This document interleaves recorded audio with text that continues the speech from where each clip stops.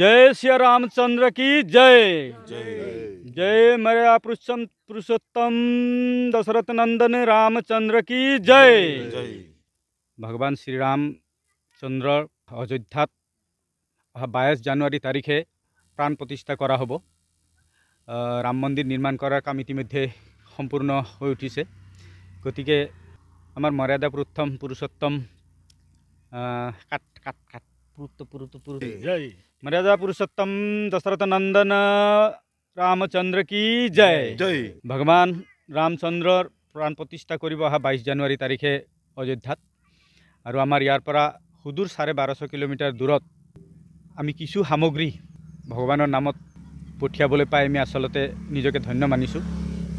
ए कलिर जुगत भगवानर मंदिर जी निर्माण हो आसे সেই নিৰ্মাণত যৎকিঞ্চিত হলেও এটা বিন্দু মাত্ৰা হলেও অৰিহণা আগবঢ়াব পৰাটো ভগৱানৰ আমাৰ প্ৰতি থকা এটা নিৰ্দেশ আৰু আমাৰ প্ৰতি থকা এটা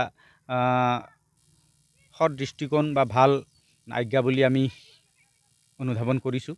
গতিকে এই লাম্বি অঞ্চলৰ পৰা এই জোঙাখলি কছাৰীপাৰা অঞ্চলৰ পৰা ৭,০০০ বাঁহ আমি ইয়াৰ পৰা প্ৰেৰণ কৰাৰ কাৰণে কিছু উদ্যোগ গ্ৰহণ কৰিছোঁ।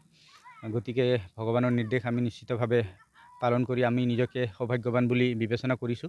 গতিকে আজি ইয়াৰ পৰা বাঁহখিনি যাত্ৰা কৰিব আৰু সুদূৰ অযোধ্যালৈকে গাড়ীৰে প্ৰেৰণ কৰাৰ ব্যৱস্থা কৰা হৈছে। গতিকে ভগৱানৰ যি প্ৰাণ প্ৰতিষ্ঠা কৰিব 22 জানুৱাৰী তাৰিখে, এই 22 জানুৱাৰী তাৰিখে আমি যিমান মানে সনাতন ধৰ্মী হিন্দু লোক আছোঁ সকলোৱে গৌৰৱবোধ অনুভৱ কৰিছোঁ, সকলোৱে বিমল আনন্দ অনুভৱ কৰিছোঁ। গতিকে এনেকুৱা আনন্দ আৰু এনেকুৱা এটা সৌভাগ্যৰ দিন, সেই দিনটোত মই আশা কৰিম সমগ্ৰ ভাৰতবৰ্ষৰ মানুহেই এনেকুৱা এটা দিনৰ কাৰণে অপেক্ষা কৰি আছিল। আৰু 22 জানুৱাৰী তাৰিখে আমাৰ সেই আশা আকাংক্ষা আৰু মনৰ যি হেঁপাহ, সেই হেঁপাহটো পূৰণ হ'ব। গতিকে তাত আমি সকলোকে সুন্দৰভাৱে সহযোগিতা আগবঢ়োৱাৰ বাবে আহ্বান জনাইছোঁ।